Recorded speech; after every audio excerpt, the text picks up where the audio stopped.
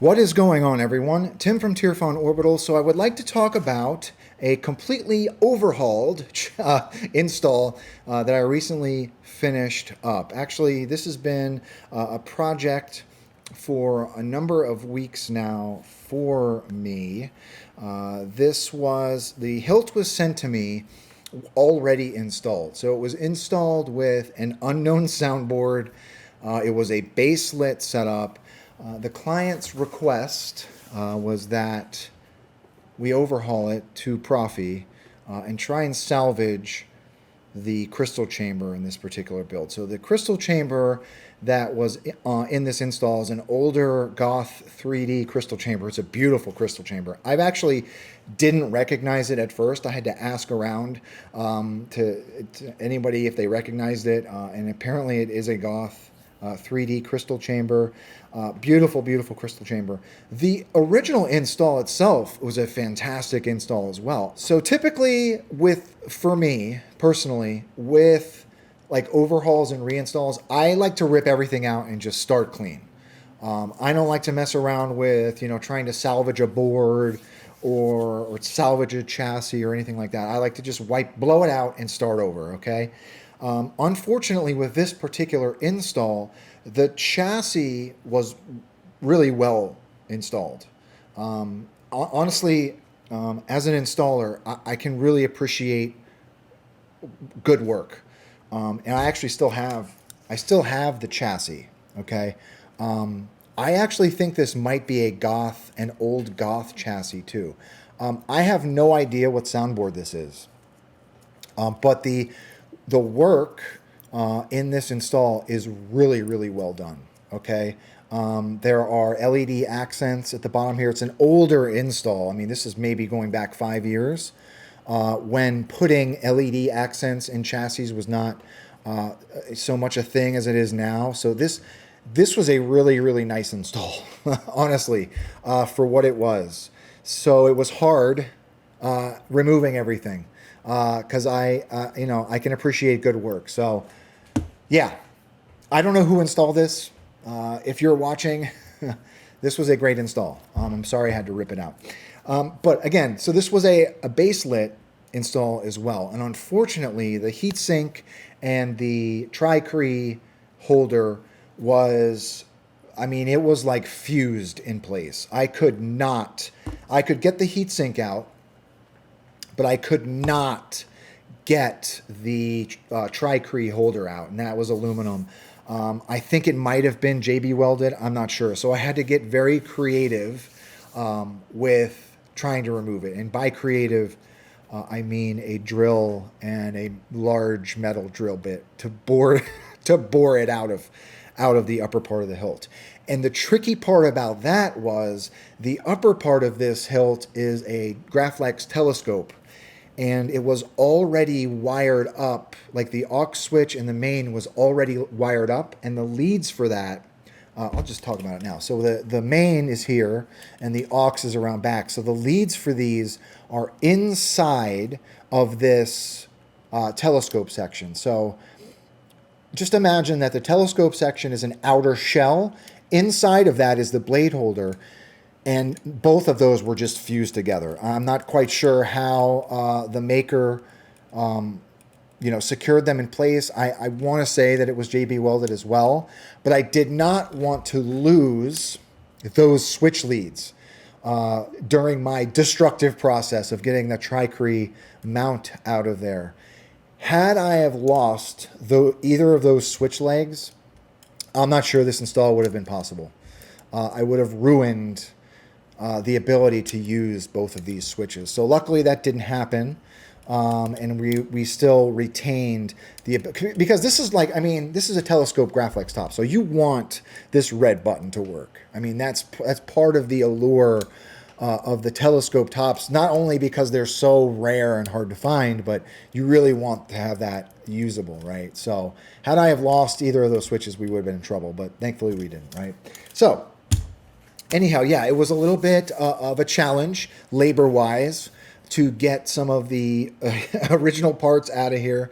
But once I did and I had something to work with, that's when I went about designing the chassis for the install. Now we wanted to, as I mentioned, we wanted to keep the crystal chamber in place. We wanted to reuse it, essentially. And that was a little bit different because when you are marrying a chassis to a metal part, you have a few options as to how to secure that. Now, we've used all thread before. I've seen also seen threaded rod with like brass lug nuts or barrel lugs. So with this particular one, I did use brass all thread to secure the chassis to the crystal chamber. We'll talk about that when we do an up and close, right? But anyhow, let's come into Fusion and take a look at this chassis. So here is the chassis that I designed for this hilt. There is greeblies everywhere on this one. I really, really wanted to get a lot of detail on this. I love this Scraptech, but the chassis, because I had so much space to play with, I put greeblies all over this thing. So around each side down here, I've got two channels for square or rectangular rather LEDs. Excuse me, I have a green and an orange on each side. Utilizing wire management for this was a little interesting, okay? So as you can see, I'm gonna click the tube here. I've got a tube for wire management for those LEDs that goes all the way up to the upper part of the hilt. To hide that, I did put some of my like filter tube greeblies over a tube and then just cut a hole straight down it in Fusion, all right? And to utilize that, just a creative way to hide wire management. I've been trying to do that a little bit lately because if you've got a lot of stuff going on at the bottom of the hilt, you need a lot of space for wire management. And the way that I orient my Proffie board, the only way to have channels for wire management is along each side of the battery, okay? So I've got to create unique ways of hiding my wires. 28 millimeter speaker down here. This is from Smuggler's Outpost. Here is where the Proffie board sits. Around back, we've got our battery tray and a kill switch here. Up top, so this is where the chassis marries up into the upper part of the crystal chamber, and I have two channels for all thread that go all the way down the chassis to help secure it in place. And we'll talk about that right now. So here it is. This is a Scraptech, unknown maker. I don't know who made this, but it is a super, super unique hilt, right? So this is actually one of the rare times I've had a telescope upper Graflex assembly in hand. They're so hard to come by. These are even more rare than the Canon Y and the Canon X parts that we are so sought after in the saber community, right? So really, really straightforward, right? We've got a full long grip, leather wrapped. I've got a pommel here. I think this looks like it's from an SK from Corbanth pommel. Pommel does not unscrew. The entire grip does unscrew. So to get at your chassis, you're going to unscrew the grip. Here's the chassis. Okay, so here's that crystal chamber. This crystal chamber was already in place. We had to reuse it. So if you notice, I've got some lugs with all thread that go down the entire body of the chassis. Here are those LEDs, onboard LEDs, battery tray, and that's it, right? It's super straightforward. So the challenge for me too was trying to make a chassis that went with the crystal chamber without ripping off Rick's design cues, right? So I just did some random embossing around the bottom here, and then of course got into my regular greebly work around the sides. So once you get your battery in, its spring side is your negative. Hit your kill switch. Okay, so there's those blinking LEDs. So one of these is set to flicker. The other is set to pulse when the hilt is on. Actually, with this one, it's set to flicker as well. Each blade config has a different animation for those LEDs. And then, of course, we've got our crystal chamber that is lit from the upper part of the crystal chamber. So up here, there is a NeoPixel lit. What I also love about this is we do get some shine through in the glass eye. And then, of course, we've got a lit PCB emitter up there. right? So once you get your grip, or once you get your battery in, you slide your grip on, screw it back in place. Let's come down to the bottom here. Just screw that grip on until it stops. And then we're good to go. Loud, so nice sounding hilt. Man, great, great. I didn't think I'd be a fan of this like full, full wrap, but I feel like the upper Graflex section more than makes up for that. So there's that glass eye. We get some shine through. There is a button along the side here. It serves as your aux. And then, of course, that red button is our main. And that's it, right? So let's get a blade in it. Okay, so I did put a blade plug in this for the glam shots. Take that out. And we have our bunny ears here, typical Graflex bunny ears. So you want to slide your blade past the bunny ears so it's resting on those PCB pins.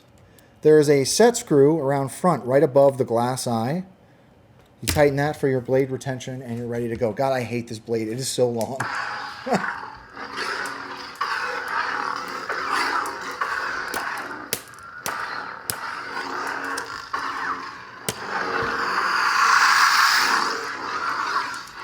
It is a nice feeling haircut. Oops. Let's see what else we got on here.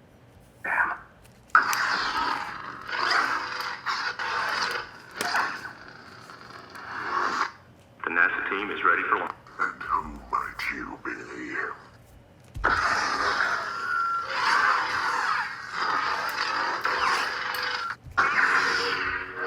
Great hilt. Really nice hilt. So that's it. I just wanted to go over a little bit in detail what what went into upgrading this hilt. It was not an easy process, unfortunately, but I'm glad that we were able to reuse that crystal chamber. I'm super happy with how the chassis came out. So yeah, overall, I'm happy with it. So that's all I got. Thanks for watching, everybody. To the client, thank you very much for your support. To the viewers, thank you everyone for watching, and may the force be with you always. Have a good one, everybody.